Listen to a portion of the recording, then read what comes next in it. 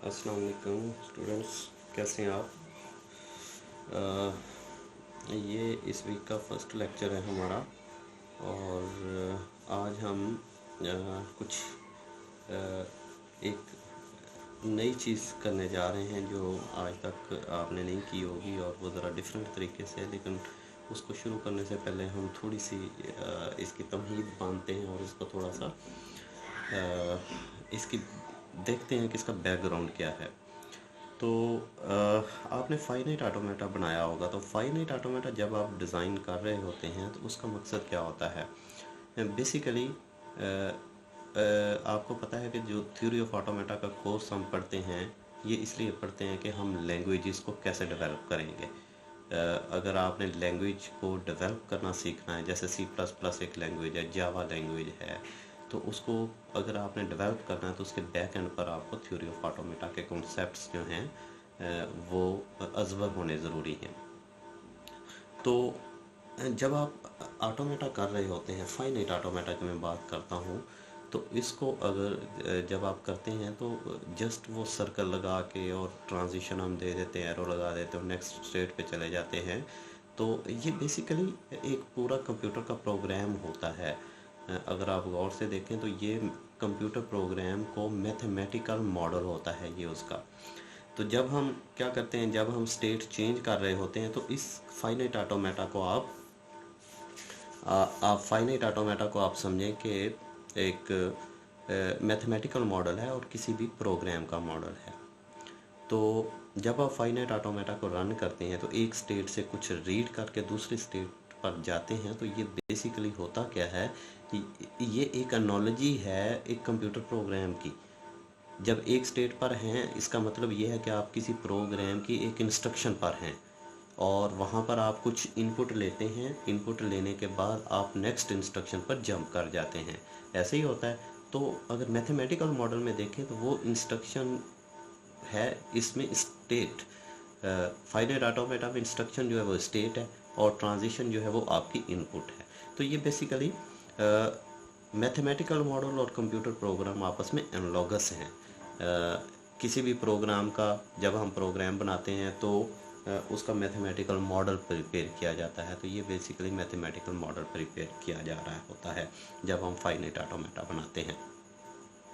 चूँकि हमारी जो लैंग्वेज है फाइनाइट ऑटोमेटा जो थ्योरी ऑफ कंप्यूटेशन में या ऑटोमेटा थ्योरी में हम लैंग्वेज बड़ी महदूद लेवल की बनाते हैं। मसलन इसमें सिर्फ 2 ही अल्फ़ाबेट्स होते हैं, जबकि C++ लैंग्वेज में बेशुमार अल्फ़ाबेट्स होते हैं, सारे इंग्लिश ही होते हैं। इंग्लिश के सारे अल्फ़ाबेट्स, उसके अलावा स्पेशल करैक्टर भी उस लैंग्वेज का पार्ट होते हैं। लेकिन हम चूँकि इनिशियल स्टेट पर हैं, हम छोटी छोटी लैंग्वेजेस डेवलप करते हैं। मसलन मैं कहता हूँ एक ऐसी लैंग्वेज बनाएं जो उन वर्ड्स को एक्सेप्ट करे जिनके एंड पर बी आता है। तो आप क्या करेंगे, 2 अल्फ़ाबेट्स पर कंसिस्ट करती हुई एक लैंग्वेज बनाएंगे। अगर मैं कहूँ कि जी अल्फ़ाबेट 2 नहीं है 3 है, एक ए बी और सी भी है, तो फिर एक ऐसी लैंग्वेज बनाएं जो उन स्ट्रिंग्स को एक्सेप्ट करे जिनका खात्मा जो है, जिनकी टर्मिनेशन है वो बी पर हो। तो फिर ज़ाहिर है वो जो फाइनाइट ऑटोमेटा आप बनाएंगे वो थोड़ा सा कॉम्प्लिकेटेड होगा। तो फाइनाइट ऑटोमेटा भी एक मैथमेटिकल रिप्रेजेंटेशन है किसी लैंग्वेज की, और जो रेगुलर एक्सप्रेशन है वो भी किसी लैंग्वेज की मैथमेटिकल रिप्रेजेंटेशन है, वो पिक्टोरियल रिप्रेजेंटेशन है। तो हम क्या कर रहे होते हैं, बेसिकली किसी भी लैंग्वेज को मॉडल ही कर रहे होते हैं, मैथमेटिकल मॉडल कर रहे होते हैं। और अच्छा, अब हम एक नए इरा में दाखिल होते हैं और अभी तक हमने फाइनाइट ऑटोमेटा क्या दिया है कि हम किसी लैंग्वेज का एक फाइनाइट ऑटोमेटा बना लेते थे और फिर हम उसकी वैलिडिटी चेक करते थे। वैलिडिटी कैसे चेक करते थे, उसको कोई ना कोई हम वैलिड स्ट्रिंग देते थे। अगर वैलिड स्ट्रिंग पास हो जाती थी और वो फाइनल स्टेट को हम रीच कर जाते थे तो हम कहते थे ये फाइनाइट ऑटोमेटा ठीक बना है और उसने जिस लैंग्वेज का भी हमने फाइनाइट ऑटोमेटा बनाया है उसकी वैलिड स्ट्रिंग्स को वो एक्सेप्ट कर रहा है और इनवैलिड को वो रिजेक्ट कर रहा है। तो अभी तक हम क्या करते थे, फाइनाइट ऑटोमेटा, हम अब थोड़ा सा इसको एब्स्ट्रैक्ट लेवल पे इसको डिफ़ाइन करते हैं वो इस तरीके से कि फाइनाइट ऑटोमेटा एक ऐसी मशीन है बेसिकली जो इनपुट लेती है और उसको रिकग्नाइज करती है। रिकग्नाइज का मतलब यह है कि या रिजेक्ट करती है या एक्सेप्ट करती है। एक ऐसी मशीन है फाइनाइट ऑटोमेटा जो या एक्सेप्ट करती है किसी स्ट्रिंग को या रिजेक्ट करती है किसी पर्टिकुलर लैंग्वेज की। लेकिन जब आप कंप्यूटर प्रोग्राम की बात करते हैं, आपने ज़ाहिर है C++ में कोड किया होगा, मुख्तलिफ लैंग्वेजेस में कोड किया होगा, तो हमारा जो प्रोग्राम होता है वो सिर्फ इनपुट नहीं लेता, बल्कि वो क्या करता है, आउटपुट भी जनरेट करता है। हमारा कंप्यूटर प्रोग्राम आउटपुट भी जनरेट करता है। तो फिर क्या हुआ, तो अब तक हमने आउटपुट के बगैर फाइनाइट ऑटोमेटा बनाए थे जो सिर्फ रिकग्नाइज़र थे। तो आज हम क्या करेंगे, फाइनाइट ऑटोमेटा की दो और किस्में हम इन्वेस्टिगेट करेंगे, जिसमें हम फाइनाइट ऑटोमेटा को हम इनपुट भी देंगे और उससे कुछ आउटपुट भी लेंगे। तो इस नए प्रॉब्लम का नाम हम रखते हैं फाइनाइट ऑटोमेटा विद आउटपुट। ये चैप्टर 9 है आपकी बुक का। तो हम देखेंगे फाइनाइट ऑटोमेटा विद आउटपुट ये क्या सूरत हाल है। हम फाइनाइट ऑटोमेटा की कुछ इनपुट्स लेंगे और हम कुछ आउटपुट प्रिंट करवाएंगे। तो ये बेसिकली दो साइंसदान थे, एक का नाम मूरे था और एक का नाम मेले था। और इन्होंने 1955 और 56 के दरमियान ये कॉन्सेप्ट्स दिए थे कि लैंग्वेजेस जिस तरह कंप्यूटर प्रोग्राम चूँकि बहुत पुराना है, 55-56 उस वक्त लैंग्वेजेस बन रही थी। तो उस वक्त उन्होंने कहा कि हम जब प्रोग्राम बनाएंगे, कोड करेंगे, तो हर इंस्ट्रक्शन के अगेंस्ट हमें आउटपुट आनी चाहिए। अच्छा, आउटपुट अगर कंप्यूटर मेमोरी के ऊपर अगर गौर करें तो जब प्रोग्राम चलता है तो हम एक इंस्ट्रक्शन से जब दूसरे इंस्ट्रक्शन पे जाते हैं तो बेसिकली कंप्यूटर की स्टेट तब्दील होती है।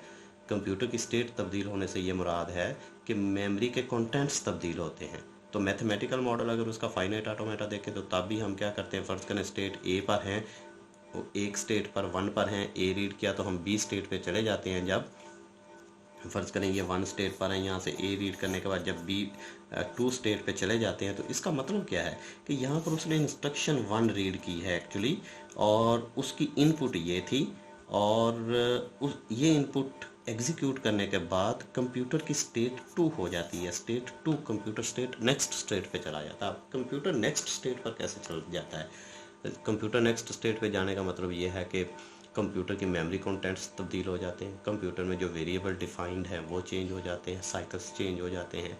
तो जितने भी उसके इलेक्ट्रॉनिक कंपोनेंट्स हैं उनका डाटा चेंज हो जाता है। तो हम कहते हैं पहले कंप्यूटर इस स्टेट पर था, अब कंप्यूटर इस स्टेट पे आ गया है। ठीक है, ये तो खैर आप शुरू में ही आपने डिस्कस कर लिया होगा, ये चीज़ें थ्योरेटिकल हैं। तो मैं बता रहा था कि मोरे और मेले दो साइंसदान थे। इन्होंने कहा था कि हम सिर्फ जब एक स्टेट से दूसरी स्टेट पर कंप्यूटर तब्दील होगा तो हम साथ एक एक्स्ट्रा चीज़ भी जनरेट करेंगे जिसे हम कहेंगे आउटपुट भी जनरेट करेंगे, और आउटपुट किसी मेमोरी में हम सेव कर लेंगे। ठीक है, तो इससे पहले 255 और 56 से पहले हर इंस्ट्रक्शन के बाद, हर स्टेट के बाद जो है वो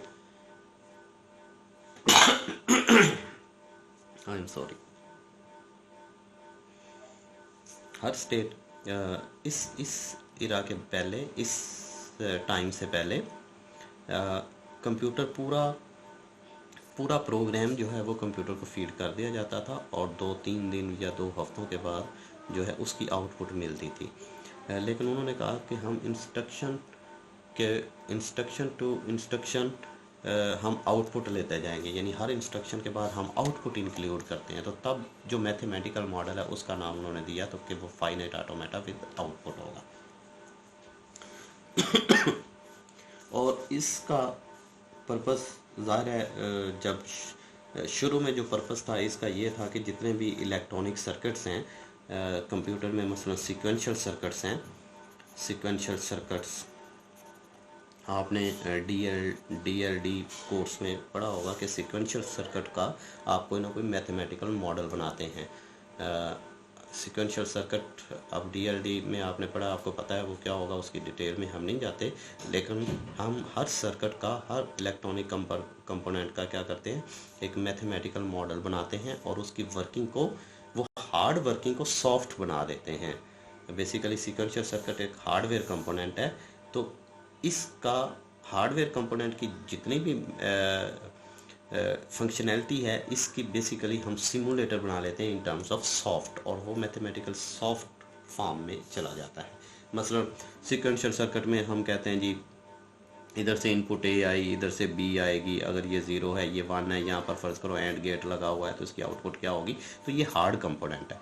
तो इसको सॉफ्ट कंपोनेंट में बदलने के लिए हमें आउटपुट, ये देखें ना यहाँ से इनपुट है और आउटपुट है, तो हमें आउटपुट की ज़रूरत फिर पड़ी। तो तब क्या है, फाइनाइट ऑटोमेटा विद आउटपुट, इसका मार्ग से वजूद में आना ज़रूरी हो गया था। तो इन्होंने फिर आउटपुट को इंक्लूड किया, और शुरू में स्टार्ट में सीक्वेंशियल सर्किट की इम्प्लीमेंटेशन के लिए ये मशीनें बनाई गई थी। तो और ये फिर बाद में क्या है कि हर लैंग्वेज के लिए जिसमें भी आउटपुट और इनपुट इन्वॉल्व होती थी उसका हम फाइनाइट ऑटोमेटा विद आउटपुट बना सकते थे, और उसके लिए मैथमेटिकल मॉडल हम एक ऐसा डिज़ाइन कर पाते थे जिसके लिए जिसको हम मैप कर सकते थे उसका हार्डवेयर कंपोनेंट उसके सॉफ्टवेयर कंपोनेंट के साथ। तो हम चलते हैं finite automata with output. Finite automata with output के बेसिकली 2 मॉडल्स हैं, और हम देखेंगे कि वो 2 मॉडल कौन से हैं, फाइनाइट ऑटोमेटा विद आउटपुट के कौन से 2 मॉडल हैं, और फिर देखेंगे कि वो दोनों मॉडल आपस में इक्विवेलेंट भी हैं, और हम प्रूव भी करेंगे कि वो मॉडल दोनों आपस में कैसे इक्विवेलेंट हैं, या दोनों मशीन्स कह लें, आप मॉडल भी कह सकते हैं और मशीन्स भी कह सकते हैं। और फिर हम कुछ एग्जांपल्स लेंगे, और कुछ पहले हम सिंपल लैंग्वेजेस की एग्जांपल लेंगे, और फिर हम देखेंगे कि ये दोनों मॉडल जो हैं ये एज ए लैंग्वेज रिकग्नाइज़र भी काम कर लेते हैं, यानी सिंपल फाइनाइट ऑटोमेटा का भी ये काम करते हैं, और फाइनाइट ऑटोमेटा विद आउटपुट का भी काम करेंगी ये मशीन्स जो हम बनाएंगे। और फिर एंड पर हम कुछ सीक्वेंशियल सर्किट्स लेंगे, और उसके ये मॉडल, यानी उस सीक्वेंशियल सर्किट हमारे पास हार्ड कंपोनेंट होगा, उसके हम मैथमेटिकल मॉडल डेवलप करेंगे, या उसके ये जो 2 मॉडल हैं वो डेवलप करेंगे।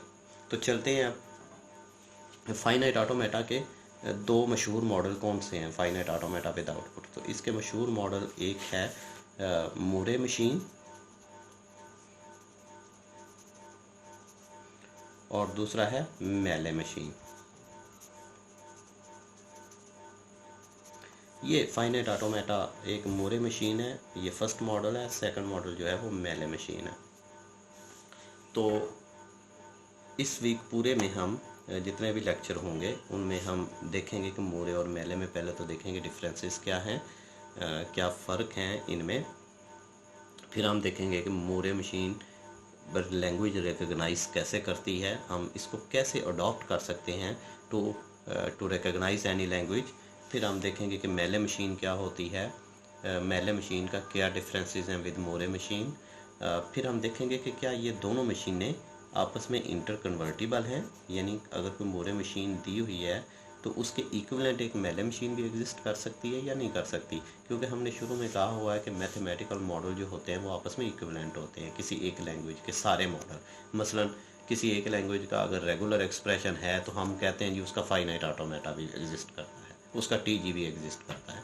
तो अगर हम यहाँ पे आएँ तो अगर किसी एक लैंग्वेज की मोरे मशीन है तो उसका मेले मशीन भी एग्जिस्ट करनी चाहिए, क्योंकि ये 2 रिप्रेजेंटेटिव मॉडल हैं बेसिकली एक ही लैंग्वेज के। तो अगर एक लैंग्वेज या एक एक कंप्यूटर प्रोग्राम किसी एक मॉडल से रिप्रेजेंट हो जाता है तो उसे दूसरे से भी रिप्रेजेंट होना चाहिए, बड़ी लॉजिकल सी बात है। तो फिर हम एंड पे देखेंगे कि ये दोनों मशीन्स आपस में इक्विवेलेंट हैं या नहीं हैं, और फिर एंड पर हम इनकी कुछ सीक्वेंशियल सर्किट्स पर इम्प्लीमेंटेशन देखेंगे मेले मशीन की। जब इंटर कन्वर्टिबल हो जाएंगी तो फिर हम किसी एक की भी एप्लीकेशन और सीक्वेंशियल सर्किट देख लेंगे तो वो एनफ होगा। तो चलें सबसे पहले हम मोरे मशीन को डिस्कस करते हैं कि मोरे मशीन क्या होती है। तो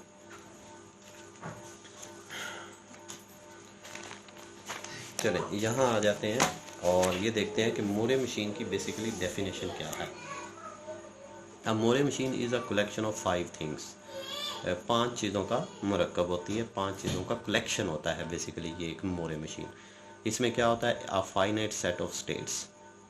इसमें कुछ फाइनाइट स्टेट्स होती हैं जिनके नाम Q0 होंगे, यानी स्टार्ट स्टेट ये होगी, स्टार्ट स्टेट का नाम हम Q0 रख देंगे। Q1 होगी, Q2 होगी एंड सो ऑन, और एक फाइनल, यानी सेट ऑफ स्टेट्स होंगे जिसमें एक स्टार्ट स्टेट होगी और एक फाइनल स्टेट होगी। आपको पता है बेसिकली फाइनाइट ऑटोमेटा की भी डेफिनेशन यही है कि उसमें सेट ऑफ स्टेट्स होती हैं और उसमें एक स्टार्ट स्टेट होती है और एक फाइनल स्टेट होती है। तो ये बेसिकली पहला जो कलेक्शन पॉइंट है वो फाइनाइट ऑटोमेटा का ही है। दूसरा जो है वो इनपुट अल्फ़ाबेट सेट होता है। ये भी फाइनाइट ऑटोमेटा की डेफिनेशन का पार्ट है कि इनपुट अल्फ़ाबेट सेट है, जो हमारे केस में इनपुट अल्फ़ाबेट सेट जो होगा वो A और B, दो अल्फ़ाबेट्स होंगे सिर्फ। और ये थर्ड पॉइंट अभी थोड़ी देर के लिए अगर आप रुक जाएं और फोर्थ पॉइंट पढ़ें तो ये भी फाइनाइट ऑटोमेटा की डेफिनेशन का ही पार्ट है, क्या transition table that shows each state and each input letter. तो इसमें हम क्या करते हैं कि ट्रांजिशन टेबल, बेसिकली टेबल आप ना बनाएं, आप एरो से रिप्रेजेंट कर लें कि ट्रांजिशन शो करते हैं कि एक स्टेट से दूसरी स्टेट तक ट्रांजिशंस कैसे होती हैं। तो ये तीन पॉइंट्स जो हैं वो फाइनाइट ऑटोमेटा के हैं। ये जो पॉइंट है थर्ड, ये एडिशनल पॉइंट है जो आउटपुट को हैंडल करता है, यानी फाइनाइट ऑटोमेटा विद आउटपुट। इसमें क्या है कि हमारे पास एक आउटपुट करेक्टर सेट होगा, जो इस केस में 0 और 1 सिर्फ दो ही आउट, क्योंकि दो ही इनपुट्स अल्फ़ाबेट्स हैं तो दो करेक्टर हम ले लेते हैं जो आउटपुट के तौर पर यूज़ होंगे, 0 और 1। और पांचवा पॉइंट ये होगा कि एन आउटपुट टेबल होगा, यानी हमारे पास एक आउटपुट टेबल होगा जो ये शो करेगा कि हर इनपुट करेक्टर की रीडिंग के बाद कौन सा करेक्टर जो है वो आउटपुट होगा, कौन सा करेक्टर प्रिंट होगा। आउटपुट का मतलब प्रिंट होगा। तो ये बेसिकली फाइनाइट ऑटोमेटा की डेफिनेशन है। तो अब हम एक बाकायदा फाइनाइट ऑटोमेटा ले लेते हैं और उसको अंडरस्टैंड करने की कोशिश करते हैं कि वो बेसिकली वर्क कैसे करती है और उसके इंग्रेडिएंट्स कौन कौन से हैं।